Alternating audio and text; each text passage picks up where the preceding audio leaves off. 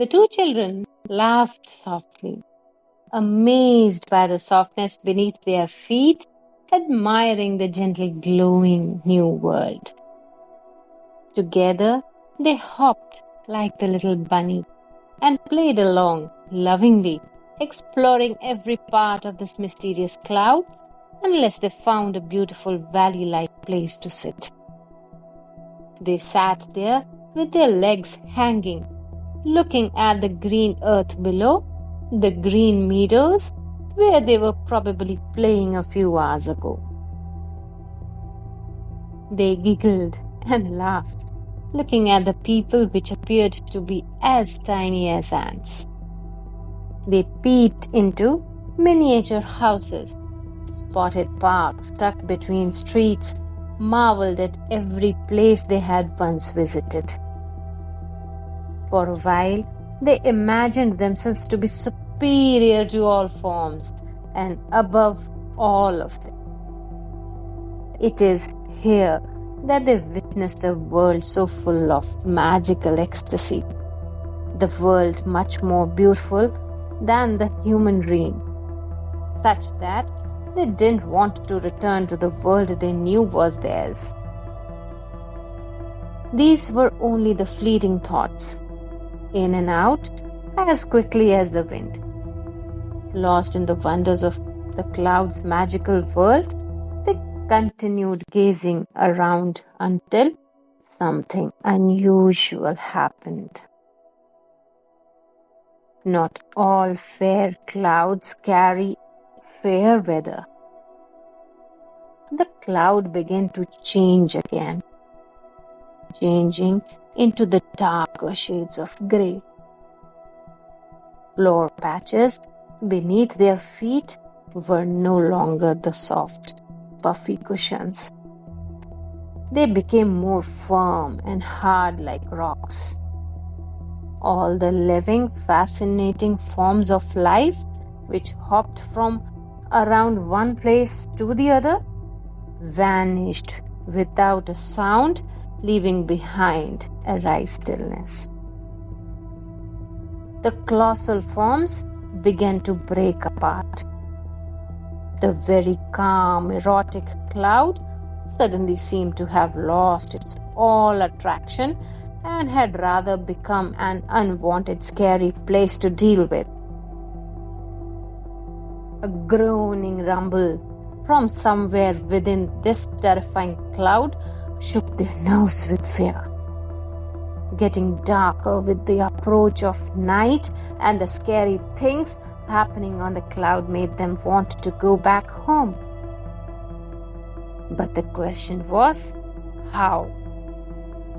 Will the cloud lower down again to leave them back to the land? Both Iggy and Fanny were missing their own world now. They were worried that their parents must be worrying about them too. Before either of them could plan their exit from the cloud or share the mental frame to each other, a section of the cloud just beneath their feet trembled violently. And both of the children hurriedly ran to safer position. With muffled, tearing noise, a part of the cloud broke away, spinning downwards into the open sky. The children could see with their own eyes how that tiny part of the cloud burst into vigorous outpours. The children froze, their laughter gone, their eyes wide open, and they clung to each other, realizing that the magical world that they had entered might also hold the dangers they had never imagined. The cloud beneath them shuddered again, and for the first time they sensed the terrifying possibility that they could fall down from the sky as vigorously as rain pours. The wind howling in their ears, tugging at their hair and clothes as if eager to sweep them off from the cloud. In these moments of danger, the children were astonished to see the bright color of the rainbow as their only hope. Being colorful, bright, they were looking at it with full hope. Fanny knelt down facing it to pray for their easy exit. Iggy stood there with folded hands, praying for safety. But it seems that fate had something else in reserve for them. No prayer were listened to. Then came the moment they dreaded. It all began with a deep crashing sound, a sound followed by a bright lightning that split the cloud rock into two halves.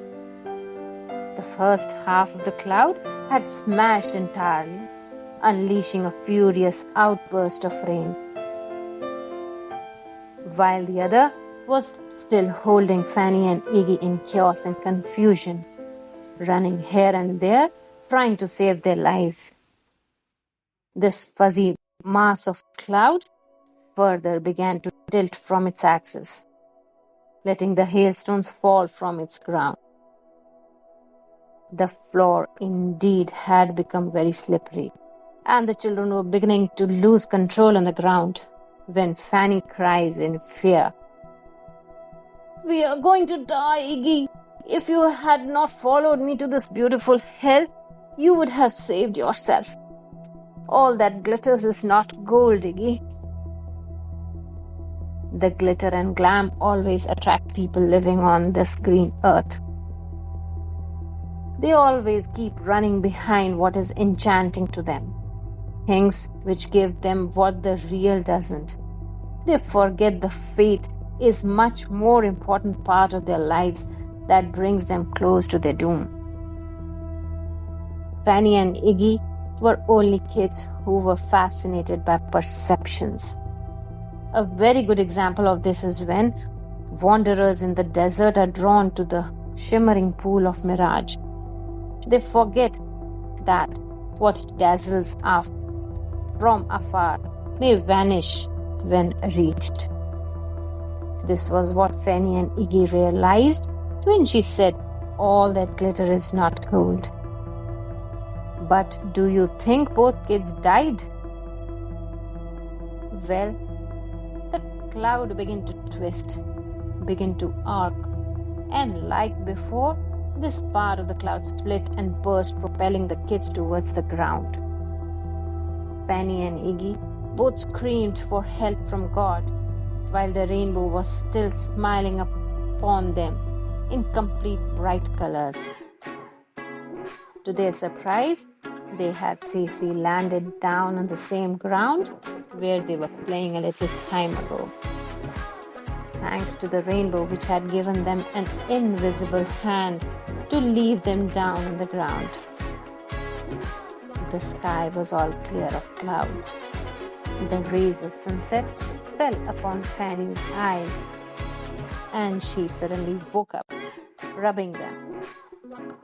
She was lying on the green grassland where she had been playing for a while and couldn't control herself from smiling.